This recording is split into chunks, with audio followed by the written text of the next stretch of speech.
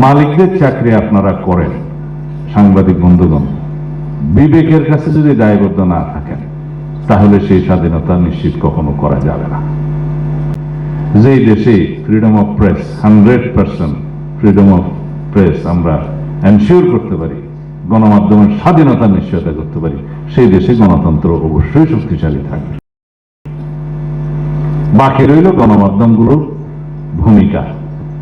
যদি মালিকদের চাকরি আপনারা করেন, সাংবাদিক বন্ধুগণ, বিবেকের কাছে যদি দায়বদ্ধ না থাকেন তাহলে সেই স্বাধীনতা নিশ্চিত কখনো করা যাবে না। সুতরাং বিবেকের কাছে আপনারা চাকরি করবেন, বিবেকের কাছে দায়বদ্ধ হবেন, মালিকের কাছে দায়বদ্ধ হবেন না, তাহলে এখানে প্রেস ফ্রিডম এনশিওর করা যাবে।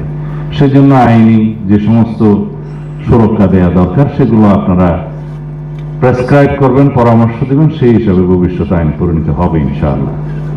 আমরা এই প্রতিষ্ঠানগুলোকে যদি শক্তিশালীভাবে দাঁড়া করাতে পারি তাহলে গণতন্ত্রকে নিয়ে কেউ সাংবিধানিকভাবে হোক, সংসদীয়ভাবে হোক বা যে কোনোভাবে হোক ব্যক্তি স্বৈরতন্ত্রের কোনো উদ্ভব ঘটাতে পারবে না। সেটার উদ্ভবের জন্মের যদি রাস্তা বন্ধ করে দেয়া যায় তাহলেই হবে প্রকৃত গণতান্ত্রিক বাংলাদেশ নির্মাণ করা। যে স্বপ্ন আমাদের মুক্তিযুদ্ধের শহীদরা করেছেন, মুক্তিযোদ্ধারা করেছেন এবং যে স্বপ্ন নিয়েই ছাত্র গণ অভ্যুত্থান হয়েছে 2024-এ আমাদের সন্তানরা রক্ত দিয়েছেন, সেরকম একটি সাম্যভিত্তিক বৈষম্যহীন ন্যায় বিচার ভিত্তিক বাংলাদেশ নির্মাণের জন্য আমাদের সবাইকে, পুরো জাতিকে ঐক্যবদ্ধ থাকতে হবে।